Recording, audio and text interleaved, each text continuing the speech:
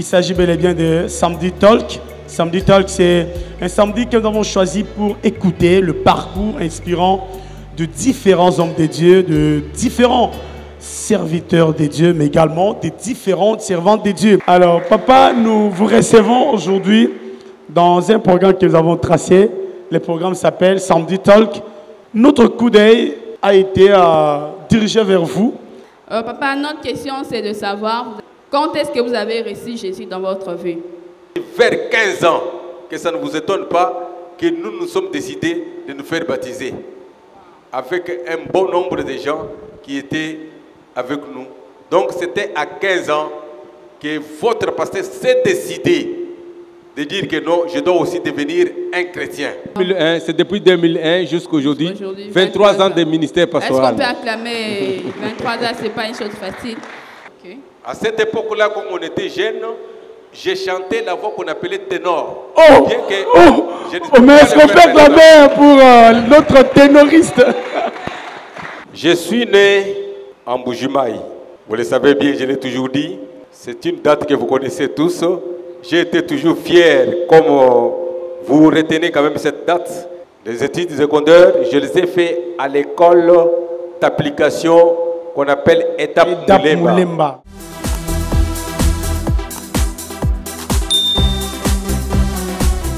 Est-ce qu'on peut applaudir, acclamer l'entrée de notre papa?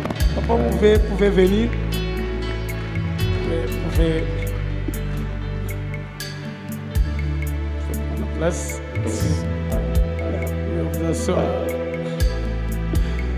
Voilà. Est-ce qu'on peut encore ajouter les acclamations, s'il vous plaît?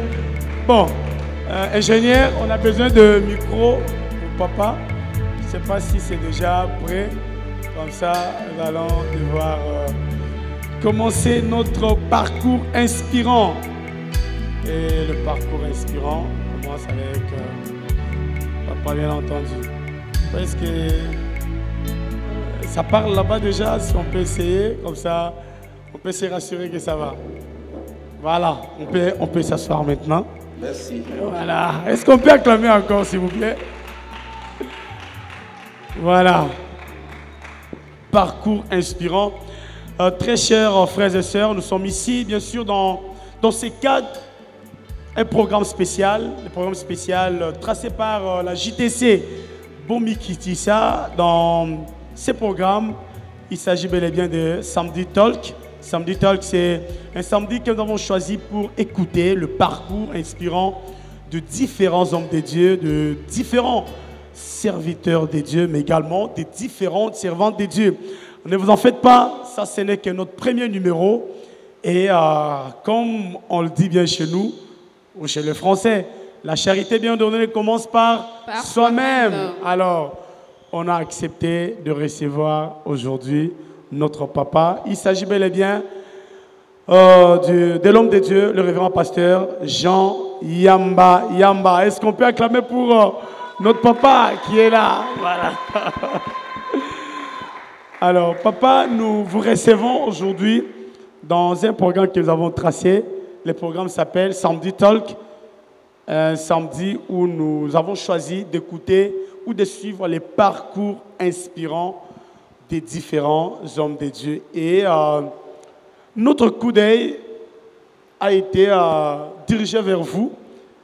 Quoi de plus normal que les enfants qui doivent écouter la trace, le parcours de leur papa. Et comme on l'a dit, parcours inspirant, et on sait que ça va nous inspirer. Papa, est-ce que déjà vous allez bien? Je suis très bien. En tout cas, Dieu merci. nous a fait grâce malgré quelques petits soucis qu'on avait pour la santé, mais pour le moment, ça va. Voilà, merci beaucoup. Papa va bien. Alors déjà, je me rappelle que quand on voulait tenir ce programme, on voulait même déjà reporter parce que la santé n'allait pas, mais gloire à Dieu, la santé va bien. Alors, nous allons commencer, papa, et comme vous le savez, nous avons choisi la toute première question.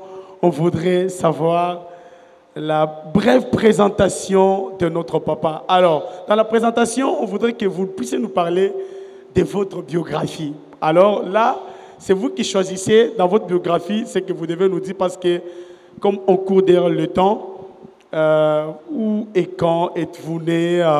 Vous pouvez nous tracer votre cursus scolaire. Où est-ce que vous avez étudié? On est un peu curieux là. Quand c'est notre papa qui nous raconte ça, on est là bien assis pour l'écouter et on sait que ça va vraiment nous faire du bien. Bref présentation, papa.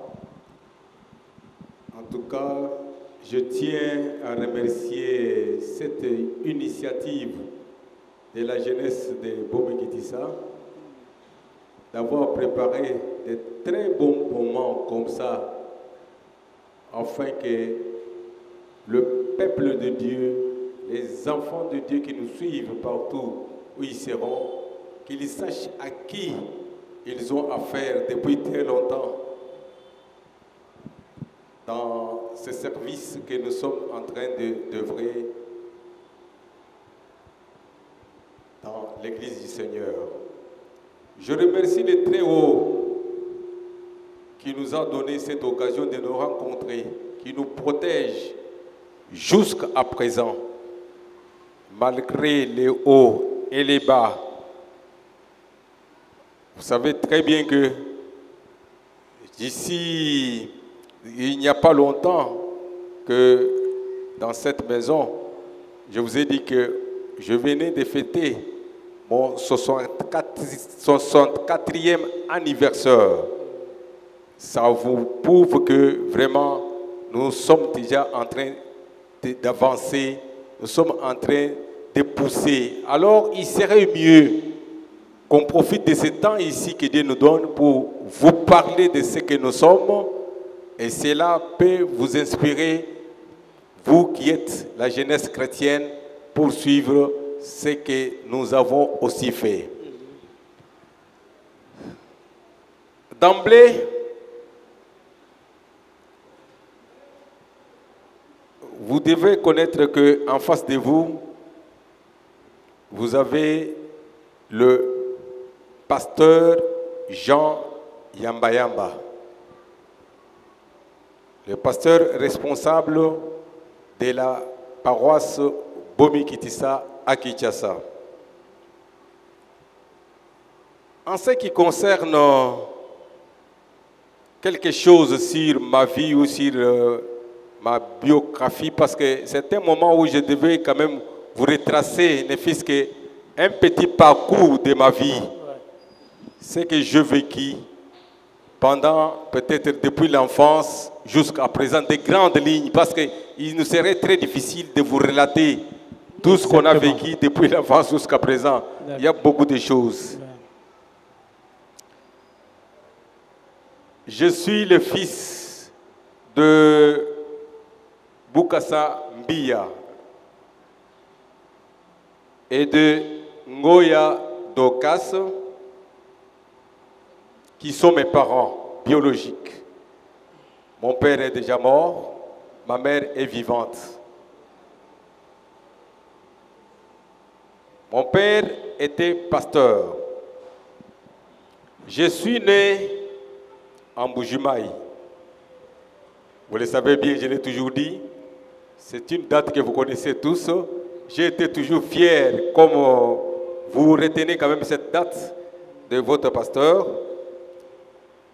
Je suis né le 7 mars 1960 à la maternité qu'on appelait Saint-Jean. Saint-Jean-Baptiste. Saint-Jean-Baptiste, Bonzola. actuellement appelé Bonzola. Bonzola, ok. Oui, c'est là où je suis né. En 1960, bien sûr. Né dans une famille de 12 enfants. Wow. Je suis aîné de tous ces gens-là. Bon, jusque-là, 2 sont déjà partis, 10 sont encore en vie.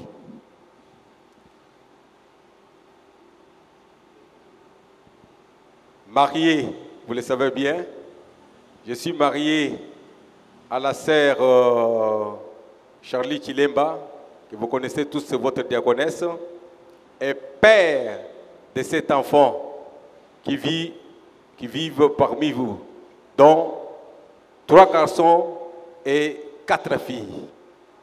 Voilà au moins en ce qui concerne votre pasteur. Voilà. Sa vie biologique.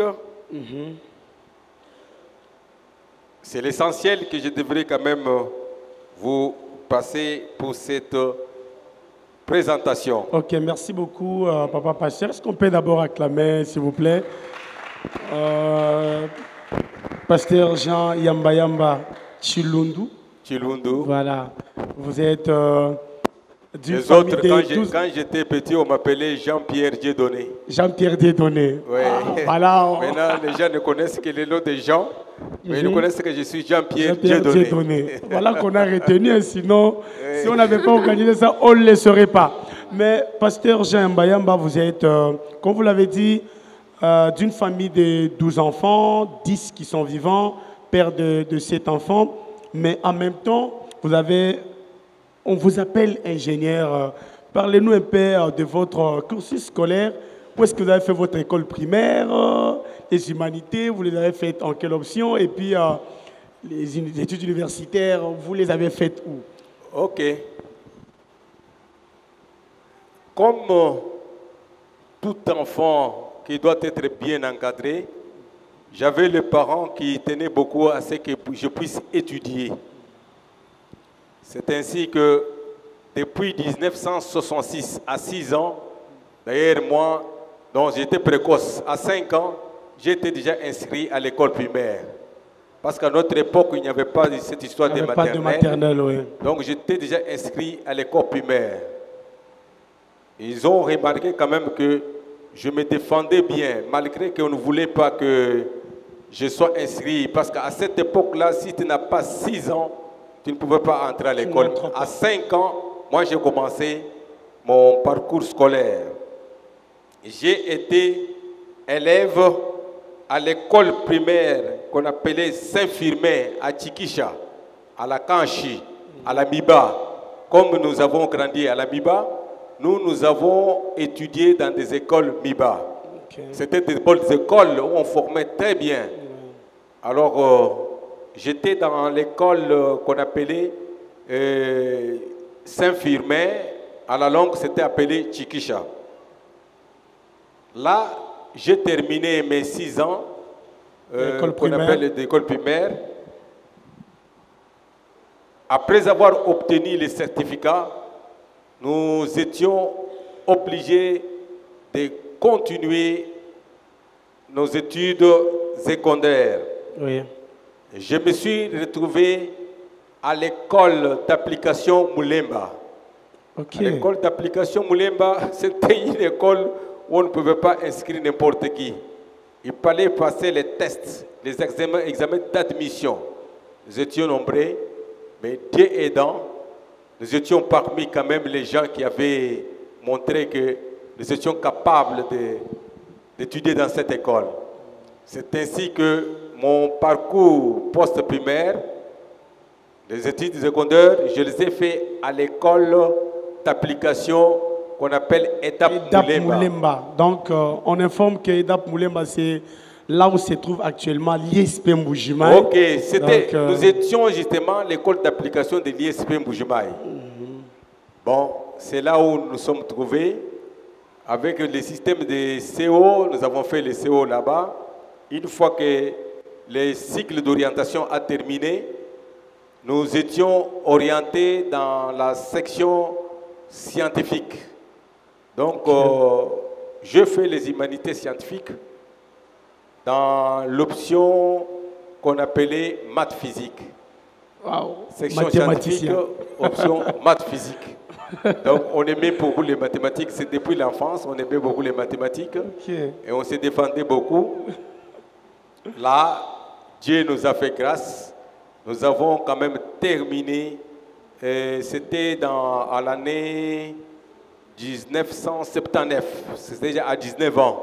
Okay. Donc, à 19 ans, j'étais déjà diplômé à l'école, comme je vous ai dit, à l'EDAP, avec un diplôme de 57% à cette époque-là. Mais c'était quand même beaucoup. Parce qu'avoir 57% à cette époque-là, ce n'était pas donné à n'importe qui. Oui, oui, parce que nous, Les exétats, c'était terrible, je vous assure. On attendait les Pour avoir les résultats, il fallait les phonies, appels, journal. Oui, les journaux, ce sont des journaux qui venaient de Kinshasa. On part à l'aéroport, on attend là-bas quelqu'un qui vient avec son journal, vous le suivez, il est là, oh, Sidi Moulemba. Ah ben, il commence à énumérer. Alors c'était à cette époque-là, c'était terrible, c'était des moments très durs parce que c'était, vous savez, à cette époque-là, chez nous là-bas, quand on termine, vraiment, on était quand même des gens considérés.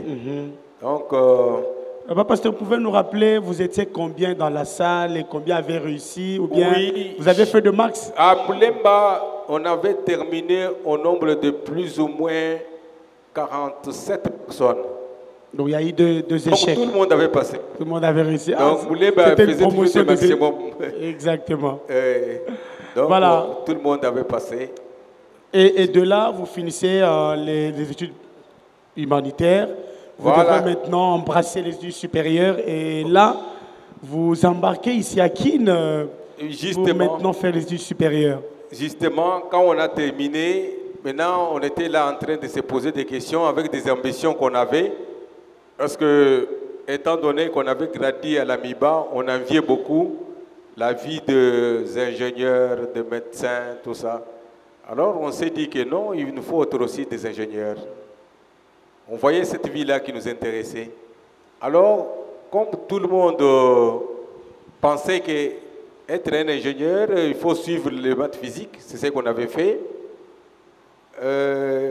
À la fin, donc les parents ont quand même décidé que non, il faudrait que tu ailles continuer tes études. Cette fois-ci, c'est à Kinshasa où vous deviez aller étudier. Et quelle a été votre réaction quand on vous apprend que vous devez aller à Kin?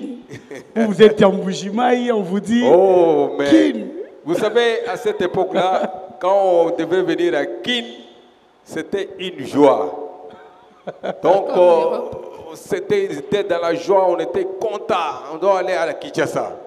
Or que Kinshasa aussi avait des réalités. Quand vous arrivez, tellement qu'on était des étrangers, en tout cas, il fallait tenir. La raison pour laquelle en 1979, parce que les diplômes on a eu au mois de juillet, il fallait déjà au mois de août ou bien de septembre être ici, parce que la rentrée académique se faisait souvent au mois d'octobre. On venait vite pour se faire inscrire. Avec les systèmes à cette époque-là, il y avait des rectorats, je ne sais pas. On faisait parfois inscrire les gens d'après leurs demandes qu'ils faisaient à l'école. Vous faites des demandes, des options de là où vous devez aller étudier, quelle université. On s'attendait peut-être qu'on allait être orienté. À cette époque-là, on avait échoué. Arrivé ici à Kinshasa, il fallait maintenant commencer à se battre pour trouver les inscriptions. Première année, ça a été difficile. On n'a pas trouvé l'inscription. On est maintenant chômeur à Kinshasa et on vit chez un grand frère. Quelque part, on est ici. Je vous dis que c'était un temps qui a été un peu difficile de supporter en tant qu'étranger. Vous vous réveillez le matin, vous êtes toujours à la maison. Vous ne connaissez plus où partir. Si ce n'est que les samedis où je me sentais un peu plus à l'aise parce qu'il fallait venir à l'église. C'est là où j'allais trouver les amis, où on peut se retrouver. Mais au courant de cette semaine, comme étant étranger, il n'y avait nulle part où tu devais partir. Vous êtes toujours à la maison. Ce qui m'a été difficile de tenir pour terminer l'année académique et attendre l'autre. Au mois de peut-être mai 1980, allez, j'ai reboursé encore chez moi, je suis rentré en Mbujimayi pour aller. Comme j'étais chômeur, je me suis dit, je rentre. Je suis rentré. Cette fois-ci, c'était encore pour reprendre le courage. Alors, le grand frère qui était resté ici, lui, il continue la démarche. Vers la rentrée académique, il me dirait que fais vite parce que tu es déjà inscrit. Il faut venir, tu es inscrit donc à l'Institut. Cette fois-ci, c'est la bonne. Oui, à l'Institut de bâtiments et des travaux publics. Viens vite, c'est ce que tu cherchais. Allez, je reprends encore l'avion, j'atterris encore à Kinshasa. Là, c'est en 1980. Ok. On est là. C'est à ce moment-là qu'on commence maintenant les études universitaires à l'Institut des bâtiments et des travaux publics. Et vous avez commencé à bosser dur, comme tout autre étudiant. On était là pendant tous les premiers 4 ans. Jusqu'en 1984, on est déjà en dernière année. Parce qu'il fallait commencer par la préparatoire. Oui, j'ai commencé par la préparatoire. On a tenu, on a avancé. À cette époque-là, comme on tenait beaucoup faire la construction, on a choisi la section, il y a eu beaucoup de sections là-bas. À l'Institut des bâtiments, j'ai choisi la section qu'on appelle TP, travaux publics. Dans la section travaux publics, il y a ce qu'on appelle options de construction industrielle et bâtiments. Il y a beaucoup d'options là-bas. Il y avait les constructions des hydrauliques et environnement, les gens qui s'occupent par exemple des histoires des environnements, des hydrauliques et consorts. Et il y avait les ponts et chaussées, les ponts et chaussées. Là, on formait les ingénieurs en ponts et chaussées. Et bien, il y avait aussi la construction industrielle des bâtiments. C'est ce que nous avons pour faire parce que ça nous intéressait beaucoup. Voilà, on a embrassé cette option et c'est là où nous avons terminé. Vous avez terminé, waouh! Quel parcours courageux, élogieux et encourageant à la fois. Est-ce qu'on peut vraiment acclamer très très fort pour les cursus scolaires et académiques de notre papa? Alors, très rapidement, on va passer à la deuxième question qui est très importante parce que là, on retourne maintenant dans votre peau en tant que pasteur. Oui. Parce qu'on rappelle que vous êtes le pasteur, vous l'avez dit dans la présentation, pasteur responsable de l'église Bomikitonk, ATC, Assemblée locale de Bomikiti, sa sœur Dorcas.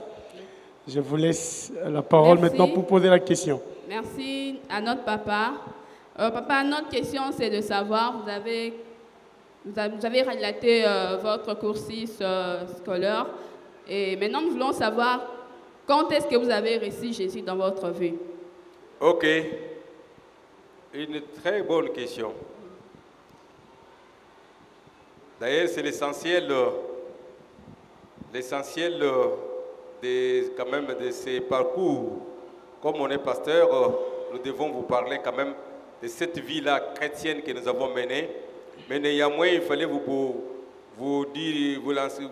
informer que après les études universitaires, on n'est pas resté, votre passé n'était pas fini, il a commencé à se battre, à chercher du boulot de gauche à droite. C'est ainsi qu'il s'est retrouvé à Mobimetal où il a travaillé et cela lui a permis de devenir aujourd'hui un entrepreneur libre qui évolue à ses propres initiatives. En ce qui concerne notre vie spirituelle, la question nous a été posée de connaître quand est-ce qu'on a reçu, quand est-ce qu'on s'est converti, quand est-ce qu'on est devenu chrétien.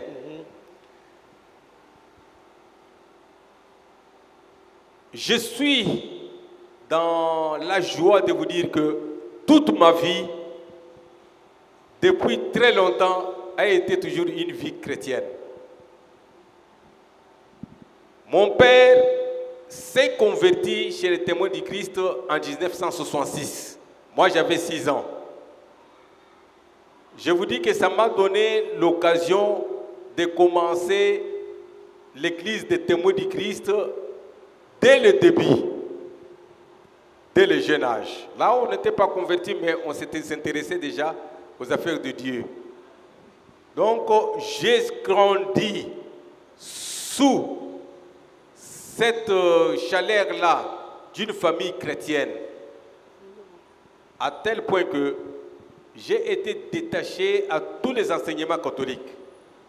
Que ça ne vous étonne pas, les gens de mon âge ont été baptisés chez les catholiques, ils ont eu des communions, mais nous, comme on était déjà attachés à l'Assemblée, donc à cette époque-là, c'était l'église des Témoins du Christ. Il n'y avait pas, c'était pas encore l'Assemblée, je vais vous parler quand est-ce que ça a commencé, l'Assemblée, à l'église Témoins du Christ, avec toute sa force là-bas. Donc, on était dedans et puis on était formés. On commençait à nous donner déjà des enseignements qui peuvent nous amener à bien continuer à vivre dans cette assemblée-là. Bon, à 6 ans, on a commencé à prier. Dès le jeune âge, tous les jeunes âges là, on était toujours en train de fréquenter régulièrement. Ma vie, beaucoup de temps, j'étais toujours à l'église. Chaque dimanche, on est à l'église, chaque dimanche avec les parents. Ce n'est que vers les années, quand on était en deuxième CO, c'est quelle année? En 1972. Vers 1972, on tend vers 1975, qu'on va trouver maintenant un bon encadreur qui nous encadrait de temps en temps du nom de l'ancien Mouniinga Chikamfu. Lui, c'était un ancien qui s'est donné la peine de regrouper tous les enfants des témoins du Christ pendant les cultes. Comme nous sommes dans les cultes ici, vous organisez les écodymes avant, mais nous, c'était l'écodyme à côté. Les parents sont dans les grandes cultes, nous les enfants, nous sommes dans notre culte à côté. Ces papas-là nous encadraient, ils nous formaient. Nous faisions des cultes comme des grandes personnes.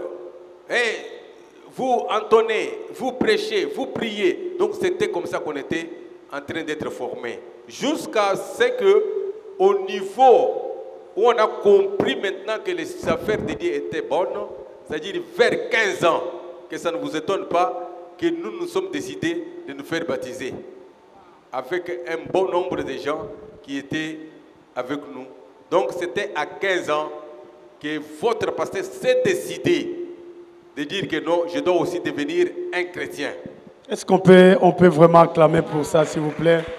15 ans, à cette époque-là, où il y avait le catholicisme qui avait mis ses racines partout, ce n'était pas facile. Surtout que les écoles, c'était des écoles catholiques. Oui, tout était catholisé. Même à l'école, on avait déjà des difficultés. Si on découvrait que nous étions en train de prier dans d'autres églises, on risquait de vous chasser de l'école. On ne pouvait pas avoir de place.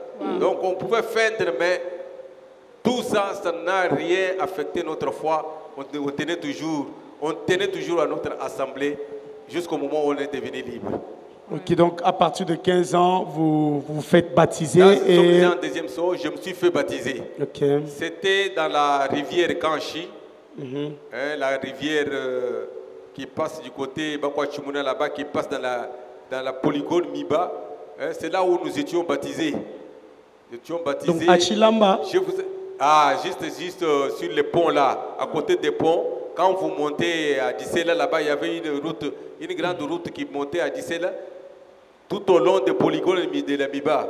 Donc, à côté là, c'est là où on baptisait les gens. Voilà. Dans notre église, il y a beaucoup d'enfants de la Miba. Donc, quand on raconte des... Quand chez consorts là, ils se retrouvent. Est-ce qu'on peut acclamer très très fort pour toutes nos sœurs et nos frères qui viennent de... Voilà. Donc, c'était une journée fantastique. On s'imaginait peut-être quand on va entrer dans l'eau là-bas, on va voir des anges. Quand on s'est baptisé, on s'attendait à toutes de bonnes choses. Oui, c'était des bons moments. Nous étions baptisés avec les enfants de notre série. D'ailleurs, je me souviens que les combattants de la foi, qui est même un ami jusqu'à présent, je cite mon ami Bondo Benoît, c'est lui avec lui qu'on a évolué dans cette enfance-là. Pasteur Bondo. Pasteur Bondo Benoît. Chanzakoulou. Non. Ah, c'est pas Chanzakoulou. Pasteur Bondo, c'est mon ami. Il est maintenant pasteur dans...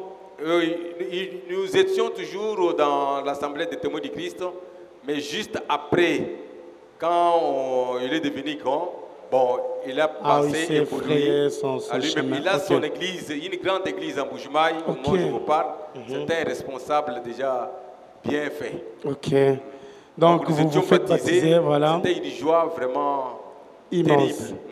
Terrible. Pasteur, nous avons une question de curiosité. Est-ce que vous vous êtes intéressé aux affaires de Dieu parce que vous étiez l'enfant d'un pasteur ou bien de vous-même, vous vous étiez senti de vous approcher à Dieu? Être un enfant de pasteur, ce n'est pas une garantie. Une garantie ou bien l'impératif pour dire que non, on doit devenir chrétien. Parce que voilà. Ils sont nombreux pour prier, même c'est tout un problème. Et beaucoup parmi eux sont des grands malfaiteurs. Donc, je vous assure que c'était quelque chose, un amour des affaires de Dieu. Donc, on était trop liés à ce qui concerne les affaires de Dieu. Parce que imaginez-vous, dès le jeune âge là, ce qui avait étonné les parents, un monsieur est passé dans les quartiers, il avait sa guitare, mais sa guitare là, il jouait pour bien les chansons religieuses. Mais nous étions, je peux dire même, nous étions déjà à 10 ans avec mon ami là. Quand on a vu cet homme-là chanter avec guitare, ça nous a beaucoup intéressés. Il s'appelait comment le monsieur? Vous connaissez? Je ne connais même, c'était un passager. Okay. Il vient souvent vers ce studio. Et un jour, quand il passe, on a commencé à le suivre. Nous, on habite Miba. Le monsieur nous a amenés même jusqu'à Bénédicte Humba là-bas. Ok. Les parents sont restés en train de nous chercher. Ils ne savent pas où nous étions partis toute la journée. On était en train d'aller suivre la musique. C'était la musique, c'était type chanté, sa musique religieuse. Vraiment, ça nous a intéressés. Donc, vous voyez que c'était quelque chose qui était à nous. On met déjà les affaires de Dieu. Et quand on est rentré, on a trouvé les parents qui nous cherchaient de gauche à droite. Le monsieur aussi, tellement qu'il était aussi bon. Alors, il nous a ramenés. Il nous a ramenés là où il nous avait pris. Donc, c'était ça. Pour comme ça que vous êtes. On aime les affaires de Dieu. C'était, je dirais même que inné, je ne sais pas. C'était dans le sang. En tout cas, ça, j'ai aimé. Malgré qu'il était l'enfant d'un pasteur, il n'a pas été pasteur, il n'a pas été pasteur ou bien il ne s'est pas intégré dans les affaires de Dieu parce qu'il est l'enfant du pasteur, mais il a senti cette chose-là en lui. Est-ce que vraiment on peut acclamer très très fort pour ces témoignages-là? Mais mon pasteur, c'est parce que vous avez parlé d'un monsieur qui chantait. J'aimerais que vous puissiez écouter ça. Écoutez d'abord ces petits cantiques. Vous allez nous dire qui est-ce qui chante. Et si vous pouvez nous en dire un peu de lui pendant 2 minutes seulement, la technique. Je pense que c'est un cantique que beaucoup de personnes ne connaissent pas, mais je suis...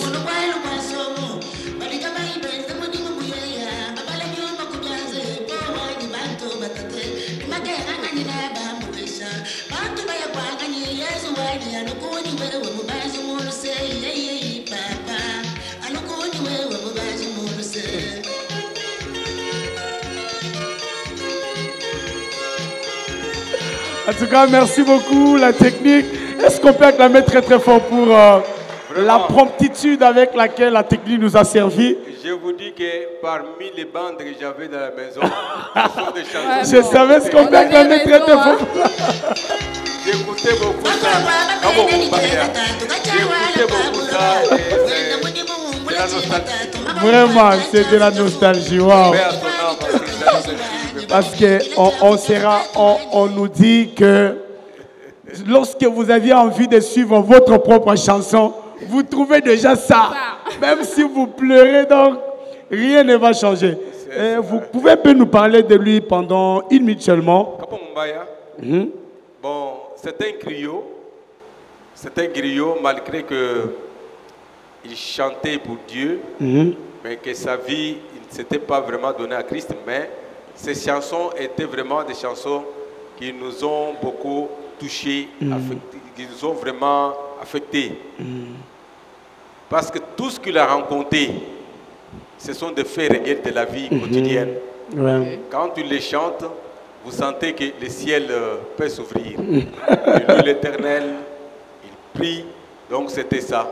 Donc Bombaya, c'est vraiment un griot qu'on a beaucoup aimé. Voilà. Et beaucoup de Kassaïen l'aimaient encore beaucoup. Moi aussi, je l'aimais beaucoup. Voilà, merci beaucoup. On voulait quand même passer ces moments comme ça parce que on se dit que c'est quand même une personne qui a été suivie, surtout de ce côté-là, les coins-là, en tout cas. On se disait que vous ne deviez pas ne pas le connaître.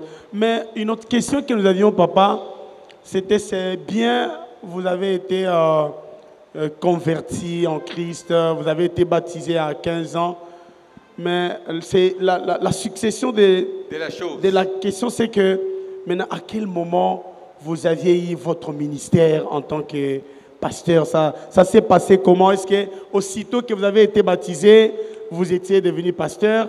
Alors, le cursus maintenant en tant qu'homme de Dieu, ça s'est passé comment? Ok. Vous savez, quand on était baptisé, c'était un bas âge.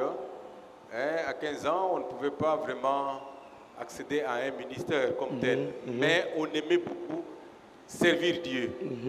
En ce qui concerne le service de Dieu, dès que nous sommes baptisés, et je fus baptisé, je me suis décidé de devenir chantre. Et moi, j'étais chantre. Oh, mais on peut acclamer pour ça. En tout cas, les lots, moi, à camper là, donc il y a Chico Noachi. J'ai été chantre dans notre chorale qu'on appelait La Voix des Anges, Mei Abangelo. Ça veut dire que le pasteur ne manque pas la voix d'un ange en lui là. Voilà. Donc il y en a. C'était une chorale vocale. Donc depuis, quand j'étais, avant de terminer mes humanités jusqu'au 6e des humanités, j'étais chantre. Dans cette chorale-là. Nous chantions avec nos mamans ici, parce que c'était une chorale mixte. Il y avait nos mères ici, il y avait le papa. Moi aussi, je me suis retrouvé dedans. À cette époque-là, comme on était jeunes, j'ai chanté la voix qu'on appelait ténor. Mais est-ce qu'on peut acclamer pour notre ténoriste? J'ai été formé dans cette voie-là et on a évolué avec des chansons jusqu'à ce qu'on a terminé et qu'on est venu ici. Même quand nous sommes arrivés à Kinshasa, une fois arrivés à Kinshasa, on s'intéressait aux affaires de Dieu. Je me suis retrouvé encore dans une chorale dans cette paroisse ici. C'était la chorale qui était dirigée par le pasteur Kailou, qu'on appelait chorale Mikungulu. Mikungulu. Tonnerre. Chorale Mikungulu, ici, on a encore évolué. Quand on est arrivé dans la paroisse, on a cherché quand même qu'est-ce qu'il fallait faire. Parce que tellement qu'on s'est retrouvé avec beaucoup de jeunes gens qui venaient de chez nous, comme la génération de notre époque-là. Tous ces jeunes gens-là, tous les pasteurs que vous voyez, par exemple, chez ATC, ce sont mes jeunes frères. On s'est retrouvés dans cette paroisse ici. Le pasteur Bading Georges, le pasteur Kabangu, le pasteur Mbouikatenda, le pasteur Matamba, le pasteur Timour, tous ces gens ici, c'était nos jeunes frères. Nous qui étions avant, nous nous sommes tous retrouvés dans cette paroisse et on avait monté une chorale ici qui se défendait quand même bien. Donc, parce qu'on aimait Dieu, on était déjà dans l'œuvre du Seigneur. Donc, on chantait jusqu'à tel point que l'Église commençait à voir que réellement, nous étions appelés quand même au ministère. Nous étions appelés à servir Dieu parce que chaque samedi, nous, n'étant pas les Bakambi, comme on voit aujourd'hui, il y a des Bakambi qui ont des difficultés de venir dormir à l'église, nous, chaque samedi, on quitte la maison. On est des croyants. On vient ici, on dort ici le samedi, on participe à tout ce qui se passe ici. À cette époque-là, quand je suis arrivé, j'ai trouvé le pasteur Chaimi Gaya comme le pasteur paroissial. C'est mon premier pasteur paroissial que j'ai trouvé ici. Il y avait un petit hangar ici, quelque part ici, avec des petits bancs. Quand nous sommes arrivés, on s'est trouvé quand même à l'aise parce qu'on était chez nous, dans l'église des témoins du Christ. À cette époque-là, on appelait cette église-là Shechem. Église délimitée, Shechem. Avec le nom qu'on avait encore donné, comme il y avait 3 représentants, c'était l'église Twambila. Ici, on appelait paroisse Twambila. Shechem, paroisse Twambila. Twambila, c'est justement parce que j'étais à Twambila. Parce que je ne vous ai même pas parlé de nos pères spirituels. Nous, quand nous avons évolué dans la foi, avec notre génération, nous étions beaucoup aimés par nos pères. Nos pères, c'était nos pasteurs. Mon père étant pasteur, avec d'autres pasteurs de cette époque-là, que je vous ai cités, les pasteurs Chiteya, les pasteurs Nkongolumejimala, les pasteurs Mutongulu Lumuluakana, les pasteurs Kanyinda Mwambanzambi, tous ces gens, tous ces pasteurs-là étaient nos amis. Quand nous nous sommes convertis, nous, on prenait tout le temps d'aller les visiter. Chaque soir, on vient de l'école, on va voir par exemple les pasteurs Kanyinda Mwambanzambi. Ils commencent à nous raconter des bonnes choses de la Bible. Un soir, nous sommes par exemple chez Pasteur Toambila. Un soir, nous sommes chez Menjimala. Un soir, donc, vous voyez, nous étions toujours dans cet environnement-là, au pied de nos pères spirituels. Voilà. Donc, nous avons grandi dans cette ambiance-là. C'est ce qui a fait que même quand nous sommes arrivés ici, on s'est retrouvé encore au pied des pasteurs qui étaient ici. À cette époque-là, c'était le pasteur Tchaï Mikaya. Il était ici, il y avait d'autres dirigeants. Après lui, il y a eu le pasteur Kabongo Mweno. Cette époque-là, il y a eu beaucoup de Bakambi qui ont commencé à quitter. Les anciens de cette époque, les évangélistes, ils quittaient l'église. L'église commençait à avoir de la carence de serviteurs. C'est en ce moment-là, l'homme de Dieu, le révérend pasteur Kabongo Mweno, paix à son âme, il a porté son égard sur nous, qui étaient des choristes à cette époque-là. Merci. Là, vraiment, pasteur, j'aimerais que vous puissiez nous en parler très bien et avec beaucoup de précision. Donc, vous avez dit, lorsque le pasteur, les hommes de Dieu commençaient déjà à partir, le révérend pasteur à l'époque, Lumwenou, il doit maintenant puiser seulement... Oui, il a trouvé qu'il faut trouver maintenant, les serviteurs de Dieu parmi ces jeunes gens qui s'étaient donnés beaucoup déjà à l'œuvre de Dieu. Or, nous, on s'était déjà donné à l'œuvre de Dieu parce que chaque samedi, on dort ici. C'est ainsi qu'il a porté son choix sur vous. Avec la génération de cette époque-là, avec d'autres jeunes gens, nos amis. C'était en quelle année déjà? Nous étions des étudiants. Ok. C'était en quelle année? Il y en a ceux qui étaient à l'IBTP, comme moi j'étais à l'IBTP. Il y en a ceux qui étaient ailleurs. Donc nous étions tous étudiants. Il nous a choisis pour nous donner quand même la responsabilité, le service du Seigneur. C'est à ce moment-là qu'on commence maintenant à accéder au ministère. Voilà. Et c'était en quelle année, si vous pouvez nous préciser? C'était vers les années 1983. En 1983, justement à 23 ans, 24 ans, c'est à ce moment-là qu'il nous a approchés pour nous dire que, voilà, je préfère que vous puissiez servir dans cette église ici, mais on vous donne la première responsabilité, ce qu'on appelait les concierges. Les concierges, c'est-à-dire ce qu'on appelle aujourd'hui peut-être les diacres, mais pas du tout les diacres. Parce que les diacres existaient déjà. C'était des papas, des vieux qui encadraient les gens. Mais nous, nous étions déjà qu'on essayait au ministère. Vous êtes des concierges pour aider. On va voir votre tendance. Si vous êtes capable dans l'évangélisation, si vous êtes capable dans de tels domaines, on va voir comment vous orienter. C'est ainsi que nous sommes entrés maintenant dans l'œuvre. Les concierges. Oui, nous étions des concierges. C'était vers des années 1984, 86, 85, 86 en œuvre, toujours avec le révérend Lumwenou. Toute la génération qui était devant nous, les anciens sont partis. Ils sont tombés, ils se sont comportés. Et il ne reste plus que vous. Il ne reste que notre génération. La jeune génération. Des concierges, avec toute une grande assemblée où il n'y avait pas ce débat campi. C'est à ce moment-là que, vers 1985, si je ne me trompe pas, 85-86, que nous étions élevés au rang. Nous autres, tellement qu'on s'est donné beaucoup à la prédication. À cette époque-là, déjà, je vous assure qu'on prêchait. Ce n'était pas en français, ni en lingala, comme on ne maîtrisait pas la chose, c'était en chiluba. Et l'église était en ébullition parce qu'il y avait quand même des interprètes. Notre série là, c'était que les chiluba.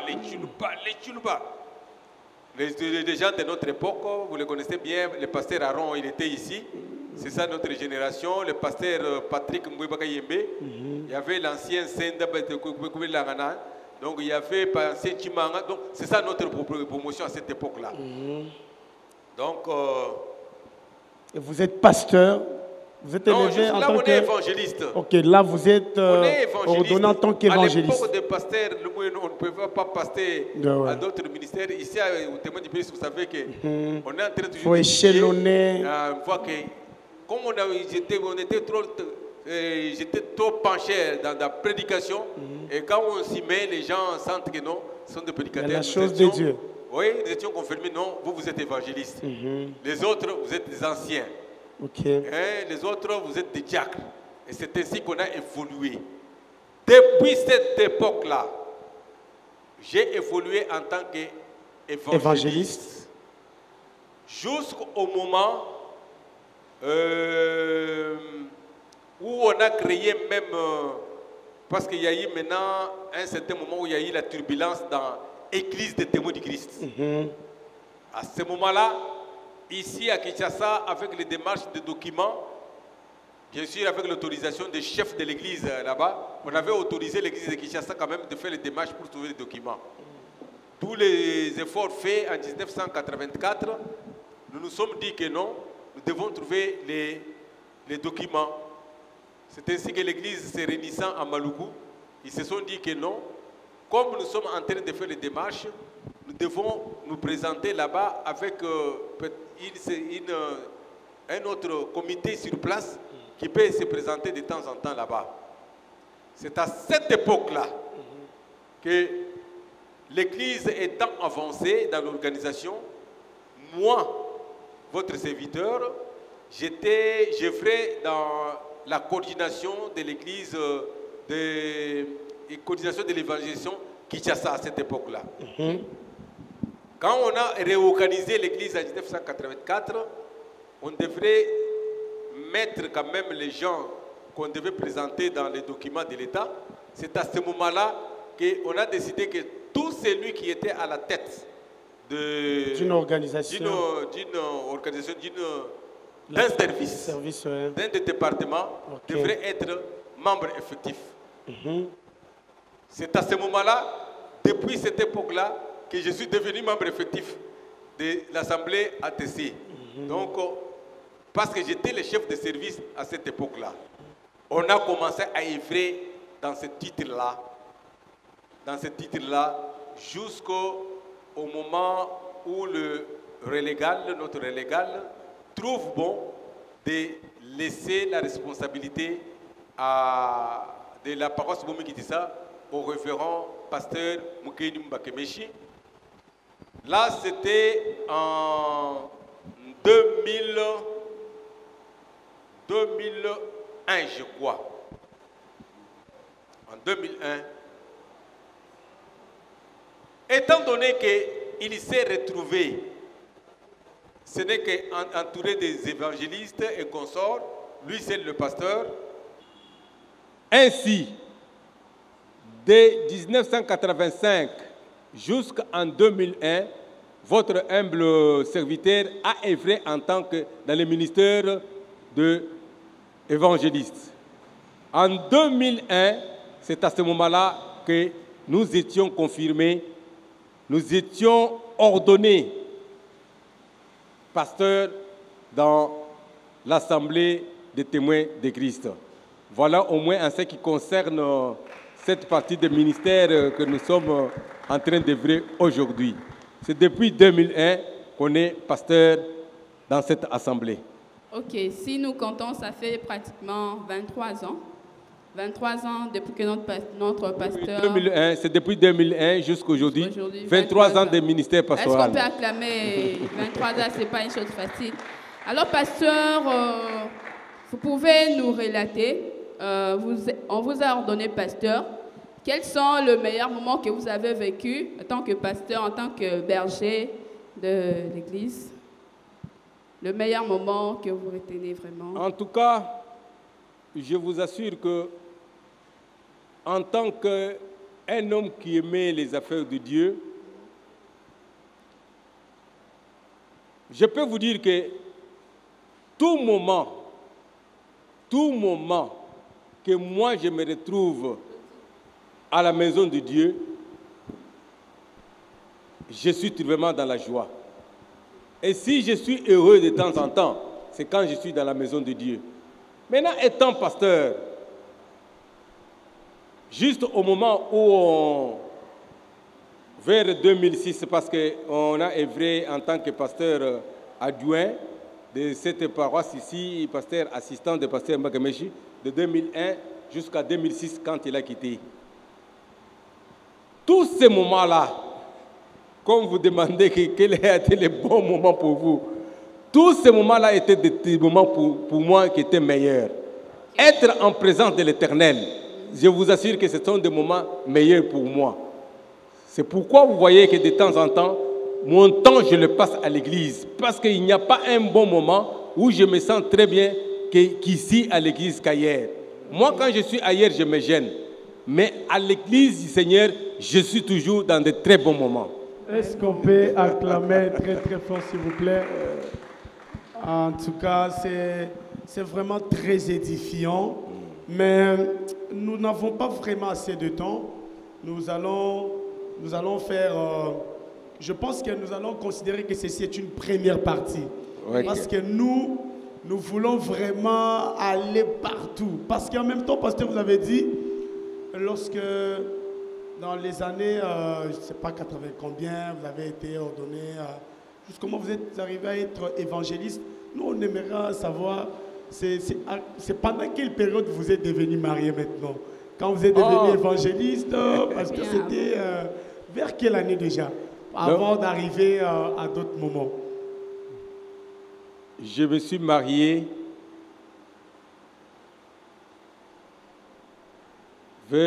c'était dans l'année 1987.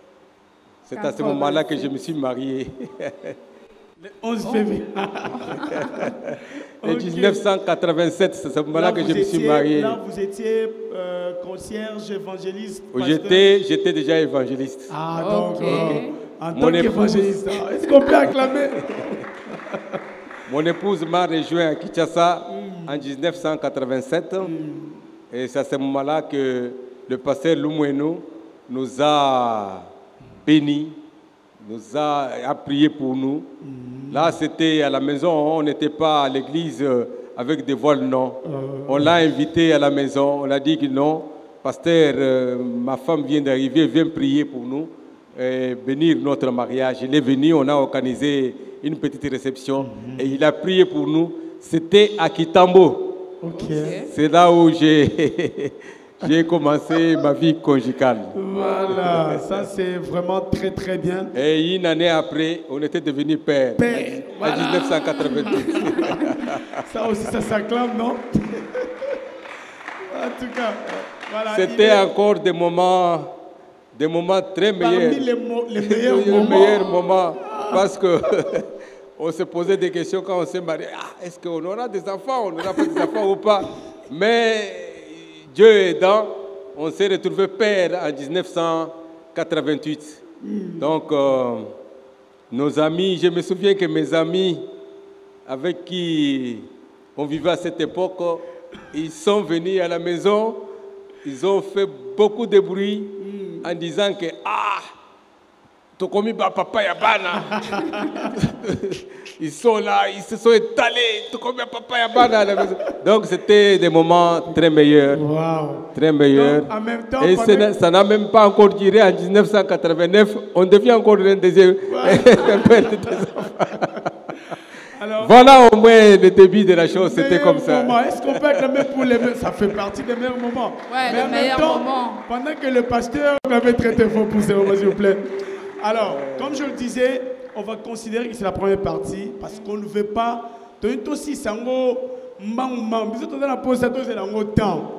On a vraiment besoin de suivre ça petit à petit. Alors, pasteur, dans 5 minutes, on va clôturer. On vous annonce que c'est la première partie. On va encore revenir pour la suite de nos questions que nous avons préparées. Mais avant de finir, vous avez dit ici que quand vous êtes venu, le pasteur que vous aviez trouvé, c'était le pasteur Chani. Chani Mikai. C'est mon premier pasteur paroissial. Le défunt et le pauvre, parce qu'il n'est plus avec nous. Je me rappelle d'ailleurs, avant qu'il ne meure, on avait préparé ces moments avec lui parce qu'on voulait vraiment qu'il puisse nous parler aussi de son parcours. Il était d'accord, mais dans notre mauvaise manière de ramener toujours des choses. Et en tout cas, c'est pourquoi nous sommes décidés, comme on a commencé, on va prendre tous les pasteurs. Ça sera prochainement après la deuxième partie avec vous. On va prévoir avec Pasteur Kabengele. Et puis on montera à Badara avec le docteur Mukendi. On va vraiment faire le tour. On va terminer avec tous les évangélistes. En tout cas, nous, on veut avoir le parcours édifiant de nos pasteurs. Mais j'aimerais que vous puissiez placer un mot sur cet éminent, ces baobabs qui nous a quittés il n'y a pas très longtemps, qui était avec vous ici et qui a fait le parcours, qui était à Matadi, pour qui on n'a même pas vraiment le temps d'avoir tout de sa bouche malheureusement. Mais est-ce que vous gardez, quels sont les plus grands souvenirs? Parce qu'on parle des meilleurs moments, mais on aimerait que vous puissiez parler de grands moments que vous avez vécu à ses côtés. Si je suis vraiment dans la joie pour cet homme de Dieu, je vous ai dit qu'il m'a marqué. Quand je suis arrivé ici dans cette paroisse, ma première fois, je l'ai trouvé comme pasteur paroissial. Mais qu'est-ce qui m'est arrivé? C'est un témoignage que j'ai toujours dit que non, c'était un homme de Dieu, vraiment un oint de Dieu. Voilà. Je suis arrivé ici, nous étions toujours, j'étais en bonne santé, dans le culte. On a terminé notre culte, mais à un certain moment, je vous assure que j'ai été atteint par la dysenterie. La dysenterie amibienne qui était terrible. Je ne pouvais pas me tenir même debout. J'avais du mal. Je ne pouvais pas même marcher. La première chose que je fais, comme étant un enfant éduqué dans les affaires de Dieu, je devrais venir voir mon pasteur. Pasteur, pardon, prie pour moi, je risque de mourir. Cet homme de Dieu-là, je vous assure, il a prié pour moi avec toute onction, il m'a touché, il a fait tout ce qu'il fallait faire. Comme moi aussi, je tenais beaucoup à sa prière. Quand il a terminé la prière, je vous dis que la maladie était partie comme si c'était un miracle pour moi. Et depuis ce jour-là, je l'aimais beaucoup. Quand j'avais toujours des problèmes, je courais derrière lui pour qu'il puisse prier pour moi. Voilà un grand souvenir que j'ai retenu dès les premiers jours que je suis arrivé dans cette paroisse, quand je l'ai trouvé comme pasteur paroissial. Et il était fervent. Depuis que je l'ai connu, il n'a jamais chancelé. Il a tenu jusqu'au bout avec sa course. En tout cas, que son âme repose en paix. Je témoigne que c'est un serviteur de Dieu, vraiment fervent, un bon serviteur de Dieu. Voilà, très chers frères et sœurs, comme nous l'avions dit, nous tenons à ce que nous puissions tout avoir de notre papa. Parcours inspirant, c'est un programme spécial de la JTC Bomikitissa. C'est un programme qui va faire parler les différents serviteurs de Dieu. Et comme nous l'avons dit au début, la charité bien ordonnée commence par soi-même. Et nous, la JTC Bomikitissa, nous avions reçu pour nous-mêmes notre papa. Et dans cette première partie, nous comptons dire, on ne va pas lui demander le dernier mot parce que ce n'est pas fini. Donc nous allons continuer à la prochaine. Mais pour l'instant, on met un stop à cette première partie et on se retrouve prochainement pour la deuxième partie. Est-ce qu'on peut acclamer très très fort pour tout ce que nous avons su recevoir de notre papa? Et d'ici là, merci à tous ceux qui ont fait en sorte que nous puissions avoir les images. Je nous rappelle qu'il avait fallu qu'on puisse simplement faire à l'ordinaire, mais il y a eu les héros dans l'ombre qui ont dit non, le moment pareil, ça ne se passe pas deux fois.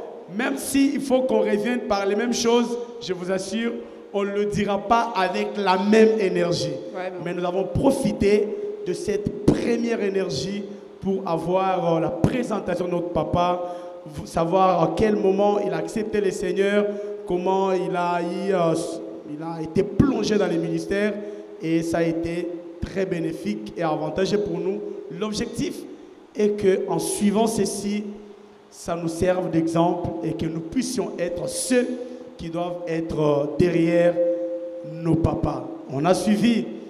Il est très à l'aise quand il est ici parce que depuis qu'il était jeune, il était toujours à côté de ses papas, de ses grands serviteurs de Dieu. Mais nous là, c'est magique et qu'on sort. Mais je nous demande, grâce à ces témoignages, nous devons être à côté de nos parents. Et pour l'instant, on met momentanément stop. Merci aux médias, merci à tous les techniciens, merci à l'ingénieur Noël, merci à tous les ingénieurs, Frère Augu, merci beaucoup à évangéliste Emmanuel Boukassa, merci à Glorious, vous tous les membres du comité de la jeunesse, merci à vous d'avoir fait ceci. Deuxième partie, c'est pour l'instant. Merci, à la prochaine. À la prochaine. Merci, je vous remercie. Merci. On ne peut pas tout finir parce qu'il y a des bonnes choses bien avant. Donc, on garde ça pour la prochaine.